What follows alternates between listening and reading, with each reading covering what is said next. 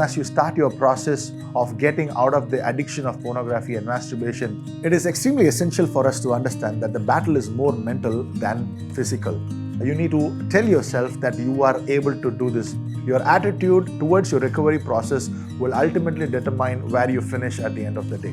Number 2, one of the major aspects of your recovery is how you handle relapse. Please understand that there is a high chance of relapse for every single person who attempts to quit porn. During this time, he will feel a lot of shame, a lot of guilt, a feeling of worthlessness. You will basically feel as you are a defeated person. But this is the time that you really need to pick yourself up and start running. And a role of a mentor also comes to play here, where the mentor basically encourages you to pick yourself up and start running. In my life, when I was addicted to pornography, and even as I started my recovery procedure, there were many times that I had fallen or I failed to keep up to the decisions that I made. But the best decision that I could ever make is the fact that I picked myself, dust myself off, and I started running the path of recovery once again. No matter how many times you fail, it is never wrong to start again. Please remember, quitters will never win and winners will never quit. Number 3, dedicate your recovery to a loved one. Let me explain this.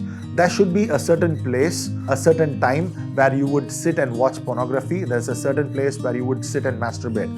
So in that place, I would encourage you to place a photo of your loved one and dedicate your recovery process to that particular loved one. So when you're in that place and you're thinking of watching pornography or masturbating, the mere sight of your loved one will act as a deterrent and not allow you to go and watch porn. So please understand that every small victory matters. Even as you dedicate those small victories to your loved one, it will really encourage you and it will really boost you in your fight against addictions to pornography and masturbation. Number 4, the idle mind is a devil's workshop. If you actually analyze the pattern of your viewing of porn and masturbation, you will basically understand that at that particular point of time, you didn't have anything to do. Your mind was basically wandering and it latched onto some trigger, and then the craving of porn started, and then you ended up masturbating. Even if you're tempted while you're among people or while working, if you're able to fill in those free time with some productive activity, you can eliminate these triggers. For an example, try learning music. Even as you're alone, maybe you're in your house or in your hostel or in your room, your music instrument is always with you, and that is a great substitute to eliminate those triggers in your life.